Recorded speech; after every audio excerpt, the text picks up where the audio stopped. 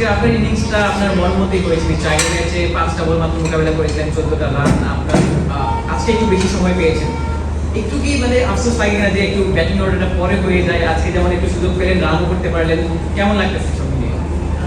প্রথমে ম্যাচটা জিততে পেরেছি, এটাই অনেক ভালো লাগতেছে। আর ব্যাটিং অর্ডার নিয়ে এত চিন্তিত না আমি, আর আমি যেখানে ব্যাটিং করি সো আমি অনেক কনফিডেন্ট আর ভালো করার ট্রাই করব। প্রথম আসলে একটু স্লো চলছিল, ওই সময় আসলে কনভারসেশনটা কেমন হচ্ছিল? রানটা 180 হবে কিনা আপনারা ওই সময় কি মাঠে থেকে বুঝতে পারছিলেন?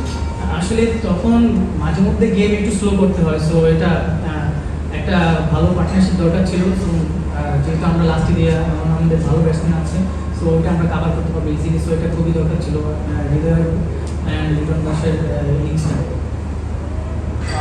চেঞ্জ আসছে, আপনার একাদশে চেঞ্জ আসছে, সব কিছু মিলিয়ে আপনার প্রথম থেকে কি আপনাদের এই কনফিডেন্সটা ছিল আজকে আপনারা চেঞ্জেস বা বাউন্ড ব্রেক করবে দেখেন? অবশ্যই কনফিডেন্স সবসময় থাকে, সো চেঞ্জ তো হয় মাঝে মধ্যে, এটা টিমের ভালো জন্য নিয়ে ওটা করা হয়েছে। সো জিতে পেরেছি, অবশ্যই খুবই ভালো লাগছে।